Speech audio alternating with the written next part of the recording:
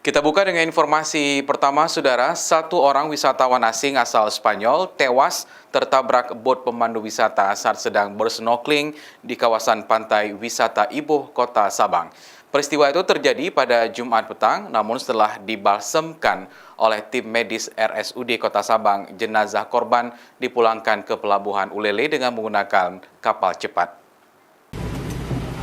Francisco Javier Garcia, 53 tahun, sebelum ditemukan tewas di Pulau Iboh setelah ditabrak bot pemandu wisata saat sedang snorkeling datang dari negara asal Spanyol bersama dua anak dan istri melewati Dubai, Malaysia, tujuan ke Sabang, Indonesia untuk berwisata bahari pada Jumat siang kemarin.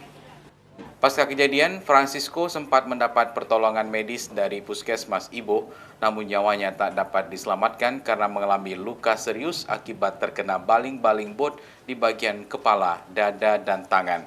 Setelah balsem dan disemayamkan satu malam di Rumah Sakit Umum Daerah RSUD Kota Sabang, menunggu proses administrasi pemulangan jenazah ke negara asal, Sabtu petang, jenazah Francisco dari RSUD Sabang ke Ulele, Kota Banda Aceh, dibawa menggunakan kapal cepat.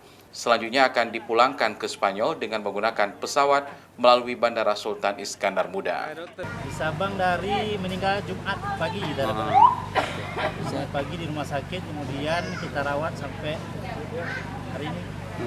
Itu kondisinya sudah di apa?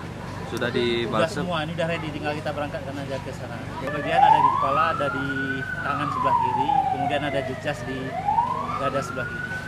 Seperti diketahui, kasus meninggalnya wisatawan asing di lokasi wisata Pulau Sabang bukan hanya kali ini saja terjadi. Sebelumnya dari tahun 2017 sampai 2018, dua orang wisatawan asing juga meninggal tenggelam di lokasi wisata bahari Kota Sabang. Raja Umar, Kompas TV, Banda Aceh.